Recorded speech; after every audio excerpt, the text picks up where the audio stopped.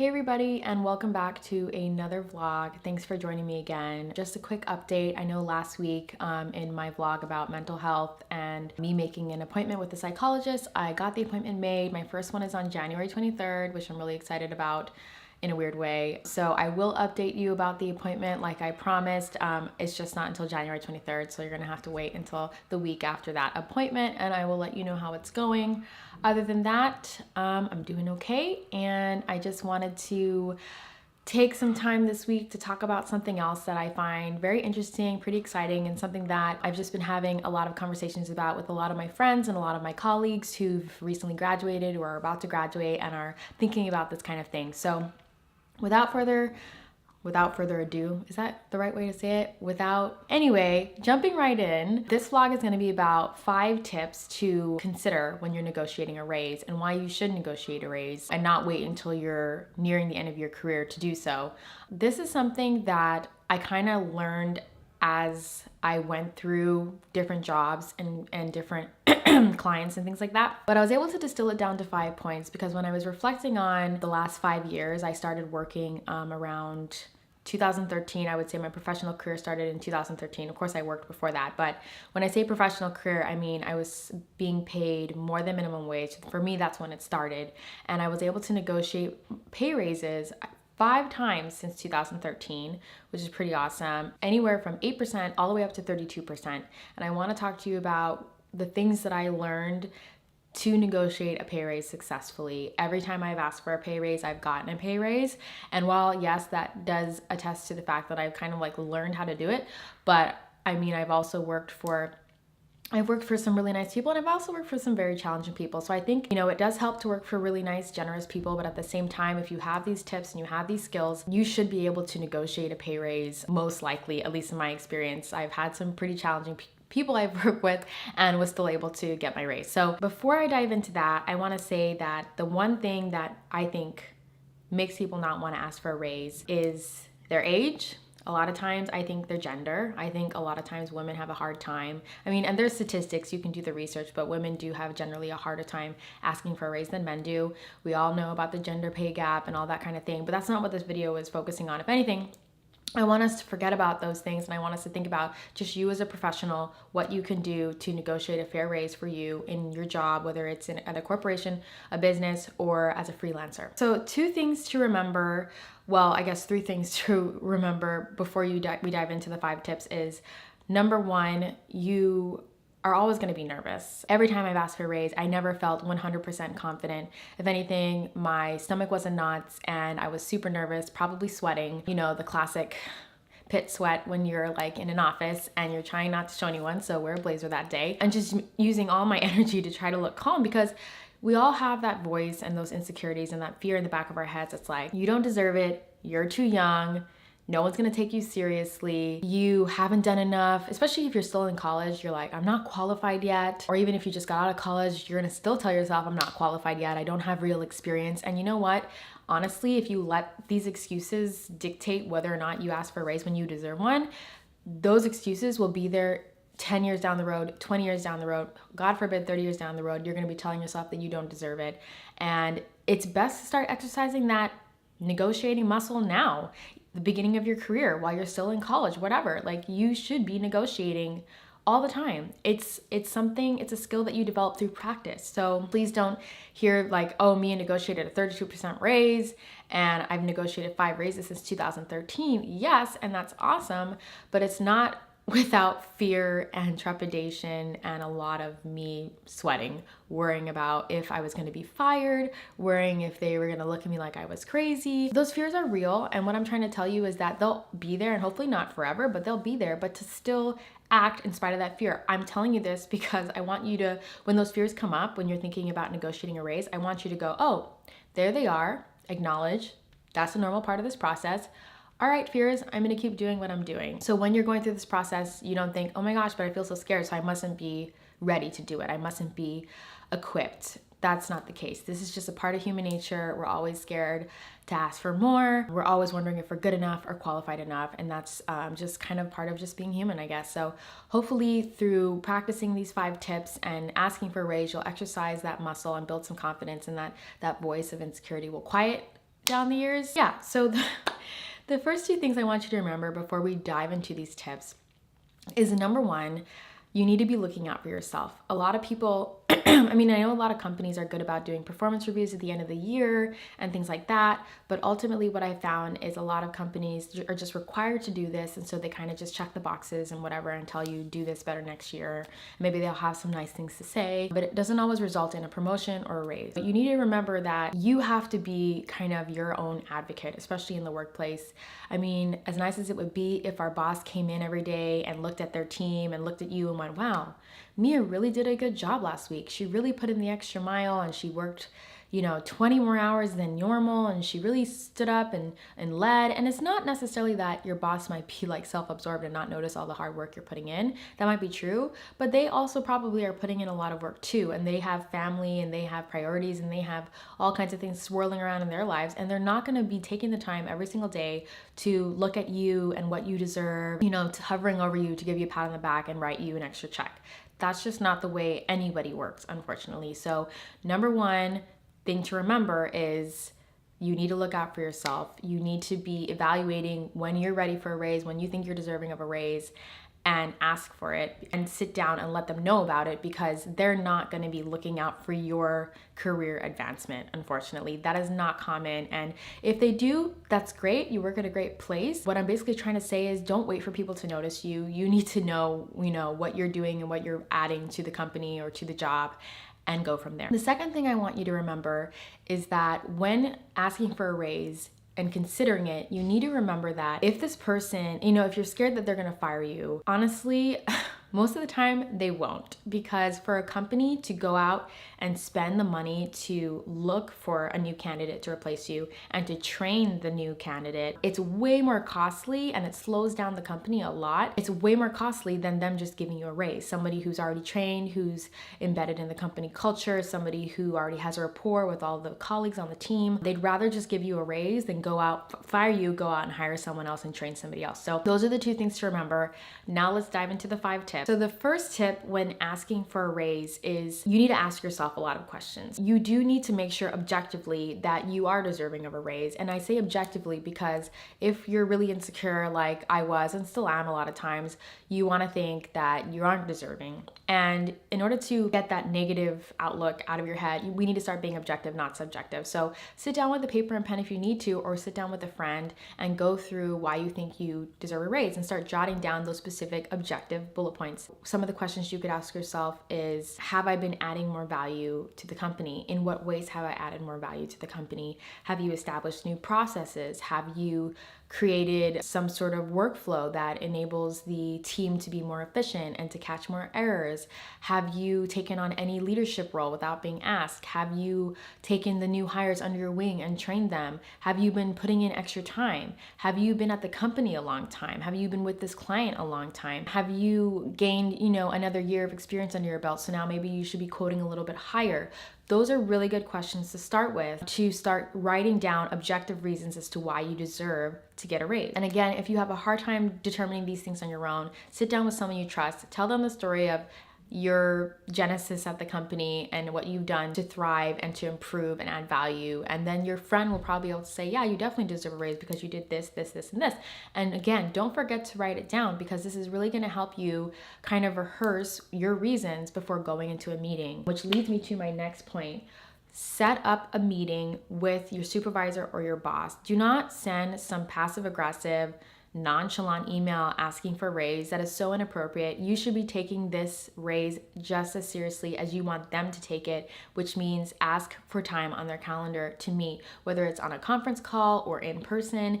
This is a serious thing. A company got where it is not because they just threw their money out willy-nilly. They got where they are from careful consideration and planning and strategy, and you want to be respectful of that. So when asking for a raise, you don't even need to be outright, but you would like to say something along the lines of, hi, I would really like to meet with you at some point. I know you're very busy, but I wanted to talk about, my role here at the company and just certain aspects about what I can do to improve and to stay on here. There's a lot of ways that you can position it and just get that time on the calendar to meet with them in person. So the next point is When you're meeting with them, definitely don't have like a piece of paper or note card that you're reading. Know your points, like we came from tip one. Know why you deserve a raise. When you go in, one of the things I'm noticing is the whole, gender wage gap and the race wage gap and the age problem, like ageism, people treating you like you don't deserve anything because you just got out of college, and who are you to know anything. And I'm so tired of that, because to be quite honest with you, if you're working hard and you're making yourself indispensable and invaluable, whatever level of the company you're at, if you're adding that value, then you are valuable and you are indispensable. We don't want our bosses or our supervisors to treat us like, oh, you're black or you're a woman or you're only 24. If we don't want them to think of those things when we walk in the room, and we can't help what other people think, obviously, but do yourself a favor and don't bring up age, race, or gender in your discussion. You want to be treated like a professional. You're treating them as a professional. This is a professional discussion. Don't bring those things up. They exist, and be aware of it.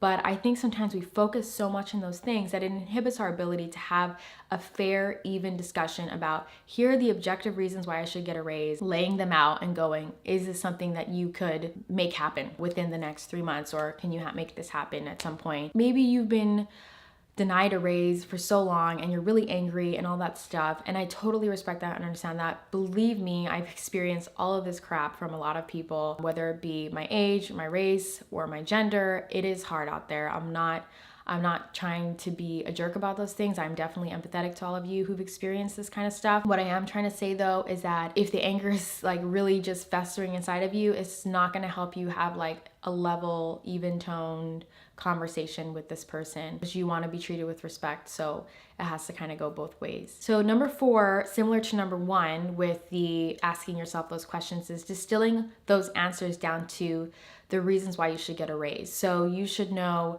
I've been adding this value, I've been here this long, or I've started leading the team, of leading the new hires and creating like a process that enables people to be trained quickly and efficiently. Know what you've done, and when you rehearse this, when you know it, it's easier for you to communicate it without being like sounding arrogant. I know a lot of people don't like to ask for raises and have these discussions because they're afraid of sounding arrogant. There is a way to communicate what you've offered to the company without sounding like a complete jerk. It's possible, and I think part of that is knowing what you've brought to the table. If you know it, then you won't need to try to inflate yourself artificially, if that makes sense. And artificial inflation, that's what arrogance is. Being honest about objective things that you've done, that's confidence. Definitely when you come in and you talk about the things that you specifically feel like you brought to the company and the things that you will bring to the company with this raise, don't forget, you could say, I've done all this and I'd love to do more. If I get a raise, I'd be happy to start implementing this new procedure, or implementing this new process, or taking on this leadership role. You need to paint the picture and give your boss or supervisor the vision of what you'll be doing to improve their company if they give you this raise. Because you can't just say, look at all I've done, I need to be rewarded. You talk about it in terms of, this is what I've done, I love being here, I'm so happy to add value. When I see that there's a hole, I want to fill it, and here are all the things that I'm excited to do in the future. There's a way to discuss your desire for a raise without being arrogant, with being true to yourself and true to what you've done and what you will do should you get this raise. And I think that is a great way to go into a conversation without, having a chip on your shoulder or being like upset about being gypped.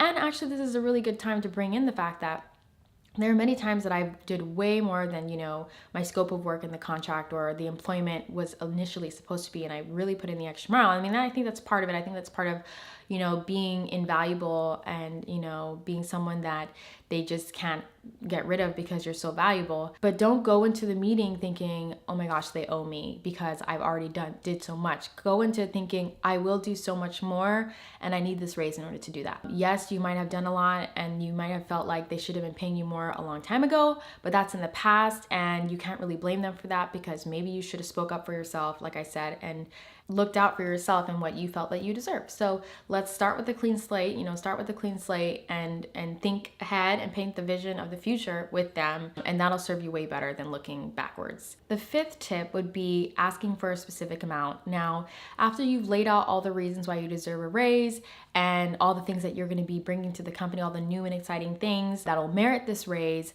you don't want to have all of that ready and you ace that whole conversation and then the person goes, okay, you sold me. How much do you want? And then you're like staring at them blankly. That is the ultimate unpreparedness that you could ever have. If you want a raise and you feel like you deserve one, you should know exactly how much that is. If you're like me, this is one of the hardest parts of asking for a raise. I've spent so much time sometimes researching exactly how much I should ask, and that's exactly what you need to do in order to, again, take the subjectivity out of it of being like, well, am I worth this much per hour? Am I worth this much per year? Take that out of it. Do some research. There's amazing websites that show the average in like different states, even down to the city. Like I know the average hourly rate for a marketing assistant in Huntington Beach versus the average hourly rate for a marketing assistant in San Diego. And you can look at it based on 0 to 2 years of experience, 2 to 4 years of experience. There's so many ways to research and figure out exactly who you are and where you are on the spectrum and how much someone like that would charge. And I will try to find that link and put it in the description so that you have it. But that really helped me because then I stopped again being subjective and letting that voice crowd out my brain and my reason, and I was able to go, okay, this is how much someone makes has just as much experience as I have, who lives in this area and who is doing this type of work. And then I was able to take that amount, look at my own finances, make sure that it was going to be enough, make sure that it was going to be, good for me and what I need and my livelihood. I mean, there were times when I'd be in a certain job field and then, they weren't ready to promote me and I wasn't ready to be promoted, but because I had just had my son, I couldn't stay there any longer. So you also need to factor in what you need, and maybe you have to change industries, maybe you need to change companies, maybe you need to change something if you're finding that the average rate of somebody who works in a certain position is not going to be enough for you and your family and your needs. For instance, if I worked at In-N-Out, I probably wouldn't ask them for like a $5 raise because I had a son and I need now way more money in order to pay for childcare. Maybe then I shouldn't work in In-N-Out. Maybe I should go work somewhere else. That's just fact of the matter. People change industries in order to get their needs met. Or sometimes people quit certain jobs altogether and start freelancing or become entrepreneurs. And it's like whatever you need to do to get your needs provided for. But at the bottom of all of this, you should be thinking about the actual research of how much someone in your field makes. Always research, so that you can go with a specific number.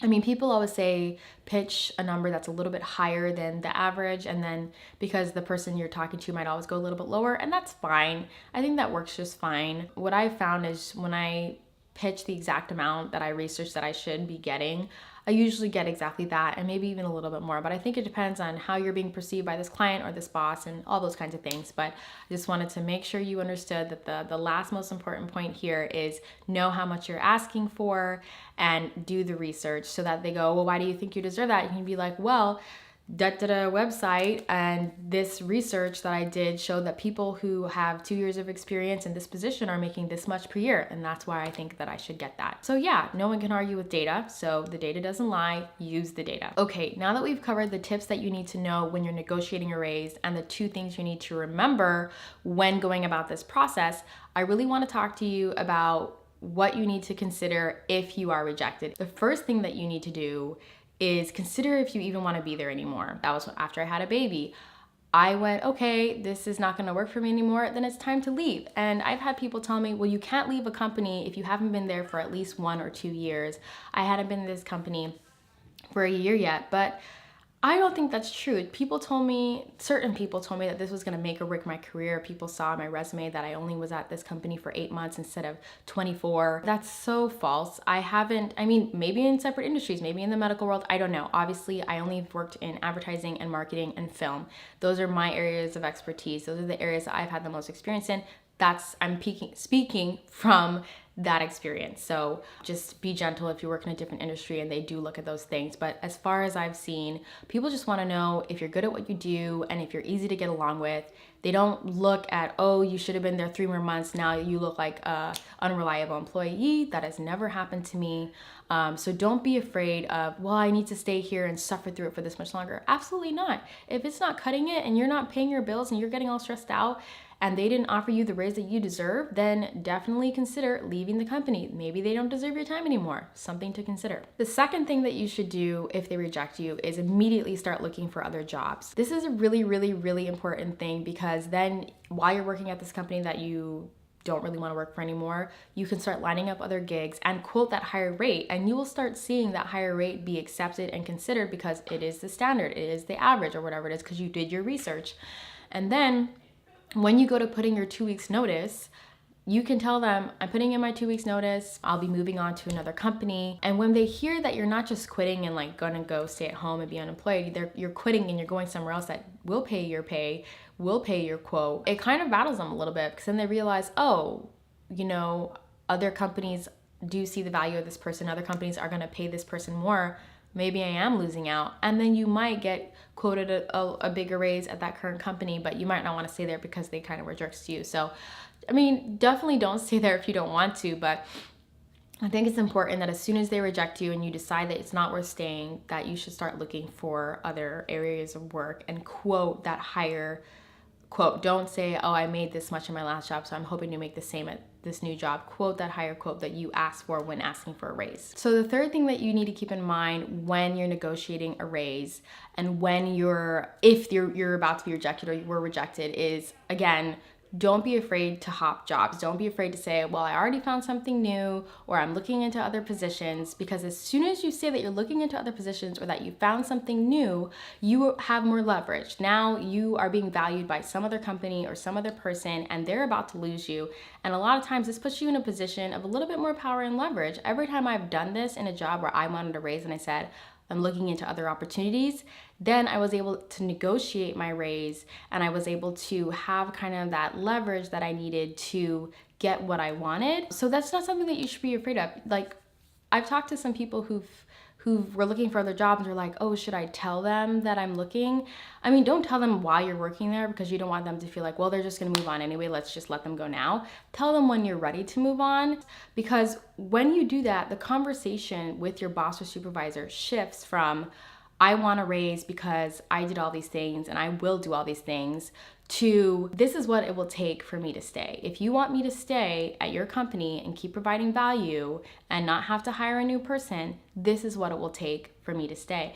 That is a really great place to come from. Again, if you don't do it right, it can kind of come across as like, give me this raise or else. And you don't want it to be like that. You more want it to be like, look, I understand if you can't give me a raise, or if you feel that I haven't merited it at this company. I've looked into other options. I'm seriously considering these other options, and I wanted you to know. And then they'll be like, oh, okay, well, maybe we can make something work. And then you have that leverage place. I hope this was helpful. Please feel free to ask me questions. I'm gonna put a lot of this into a printable worksheet that you can use when you're going through the process of figuring out why you deserve a raise, what are those reasons, and the process that you need to go through when asking for a raise, so that you don't have to constantly go back to this video. However, if you like this video, please give it a thumbs up, subscribe, and share it with your friends if you found it valuable and if you found it helpful. Thank you so much for watching. I hope to see you next week. Bye.